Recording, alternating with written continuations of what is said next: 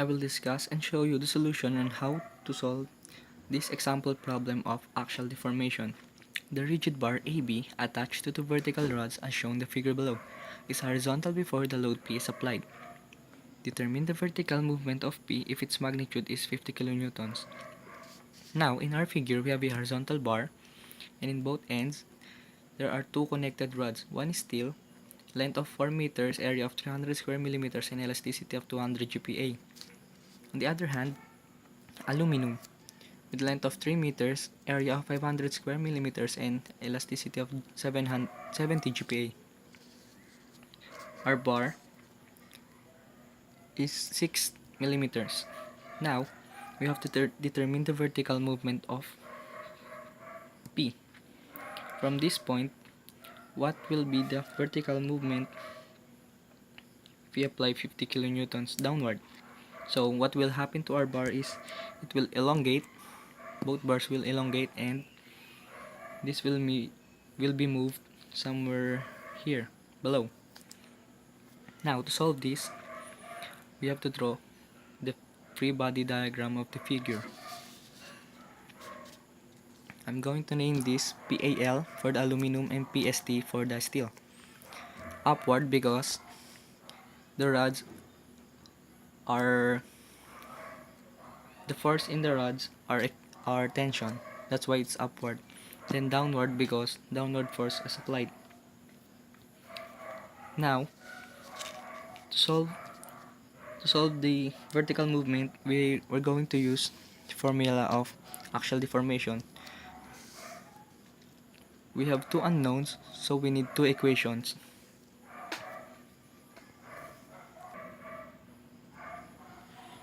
To get the one equation, we need to take moment from point B.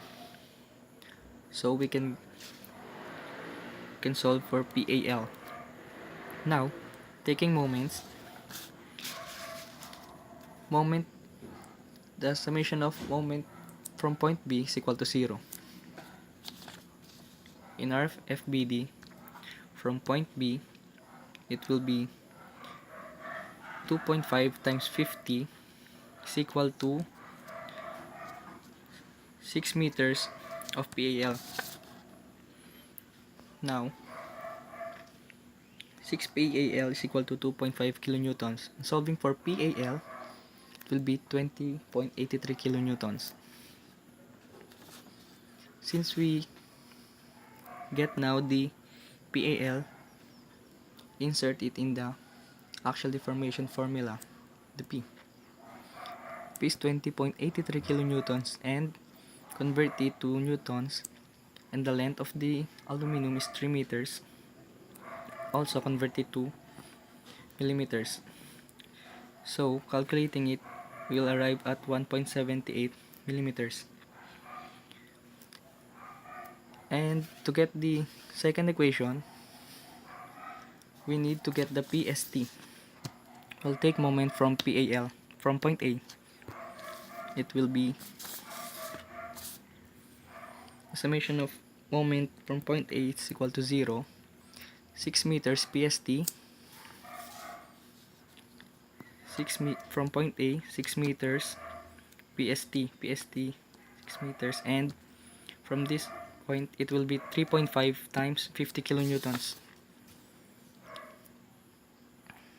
There. And by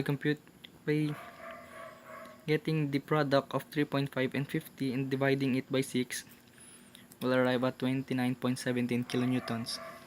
And again, insert it in the axial deformation formula. 29.17 kilonewtons, and convert it to newtons, and the length of the steel is 4 meters, convert it to millimeters, and 300 square millimeters, 200,000 PA, will arrive at 1.94 millimeters. Since we already calculated the axial deformation of the steel and the aluminum, we're going to name this point A for steel, for aluminum, and point B for steel. Since we arrive at 1.78, the axial deformation of aluminum, the rod will elongate 1.78 millimeters and the steel will elongate 1.94 millimeters. Now the problem is we have to compute for the vertical movement of point C. This the original bar.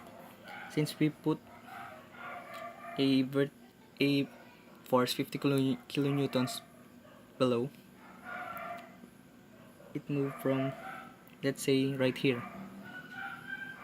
Now we have to compute for this height. Let's name it y. And using ratio and proportions, height over base, right triangle, let's say this height y over the base is 3.5. Height over base is equal to 1.94 minus 1.78 to get this height all over to the base. 3.5 plus 2.5 will be 6. So by dividing this and multiplying it by 3.5, we'll get 0.09. Now the height of this is 0.09, and by adding 1.78, we'll now get 1.87 millimeters. So from our figure,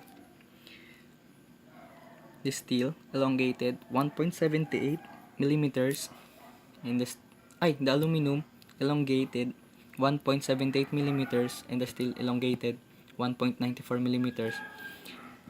And this point moved 1.87 millimeters. That's how you solve this problem. Thank you.